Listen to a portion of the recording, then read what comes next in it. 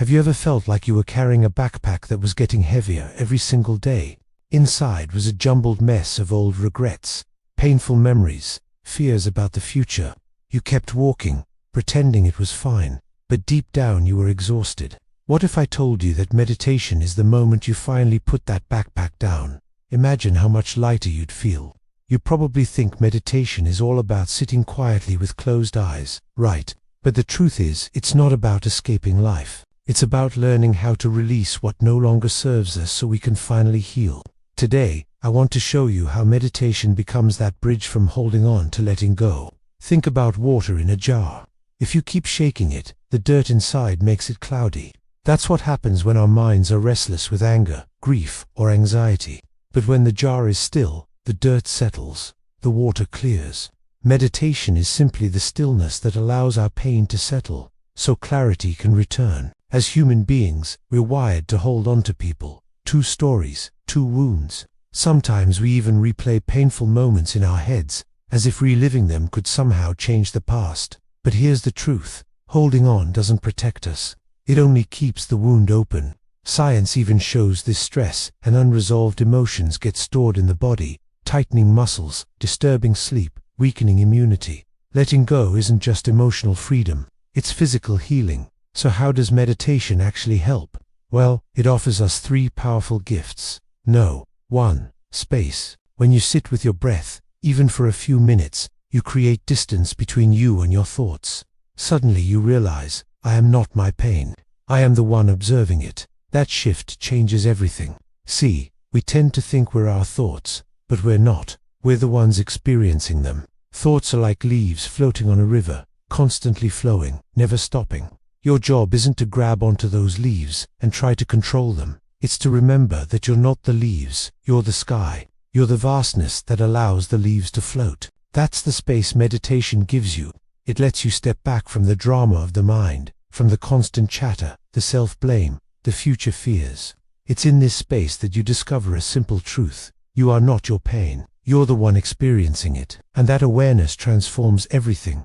2. Training compassion. Now, let's talk about what happens when a painful memory surfaces during meditation or even in daily life. Instead of fighting it or trying to bury it deeper, you breathe with it. You allow it to be seen without judgment. This is the essence of what I teach in my meditation practice. When a difficult emotion arises, don't react. Observe it. You might think, oh, here we go again, but don't engage in the story. Just witness it. This doesn't mean ignoring it or pretending it doesn't exist. It means acknowledging it, feeling it, and allowing it to be there without giving into it completely. You see, our habit is to fight our pain, to resist it, to push it away. But when we do that, we give the pain power over us. We become reactive. We make decisions based on fear or resentment or regret.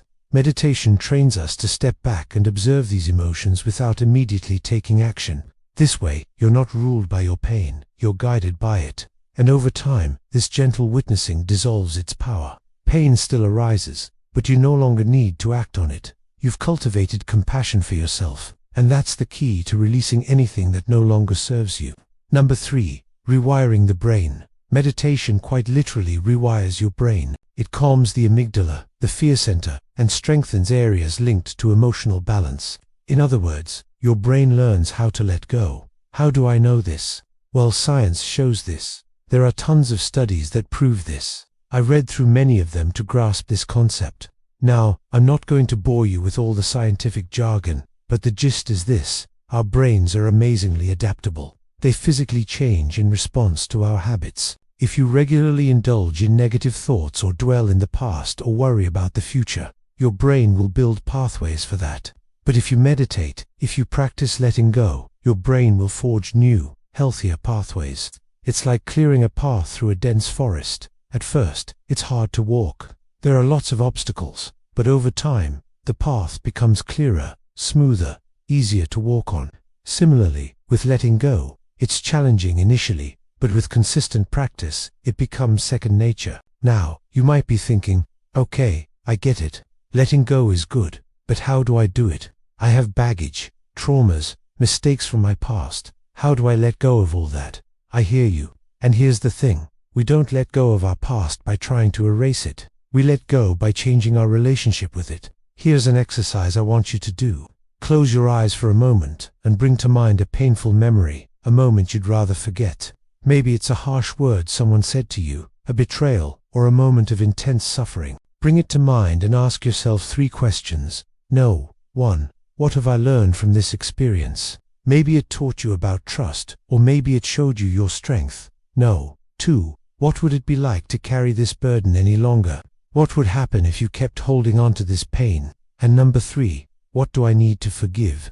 Perhaps it's time to forgive yourself or someone else. See, when you approach your pain with curiosity instead of judgment, when you seek understanding instead of escape, you begin to disarm its power. Your story doesn't change, but your grip on it loosens.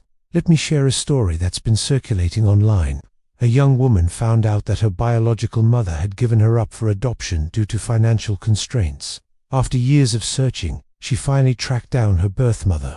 But instead of finding the answers she sought, she discovered that her mother had led a vastly different life than she had imagined. Filled with disappointment and anger, the woman confronted her mother. But as she listened to her mother's story, something shifted within her. She realized that her mother's decision to place her up for adoption had been driven by love, a love born out of sacrifice and hardship.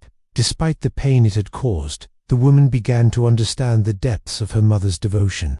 In that moment, she chose to release her anger and resentment, replacing them with compassion and gratitude. Years later, their relationship deepened. They became more than just mother and daughter. They became friends, sharing a bond that transcended their difficult past. This story illustrates the power of shifting our perspective. Initially, the young woman held on to anger and resentment towards her birth mother. However, when she decided to explore her mother's side of the story, she discovered a well of love and sacrifice.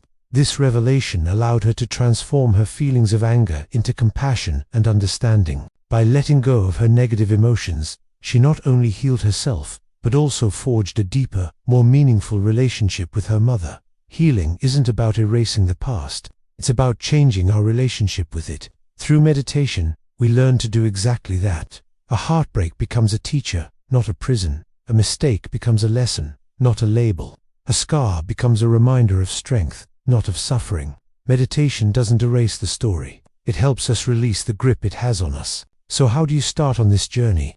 Well, it's simpler than you think. Just 5 minutes a day. Find a quiet spot, sit comfortably, close your eyes, and focus on your breath.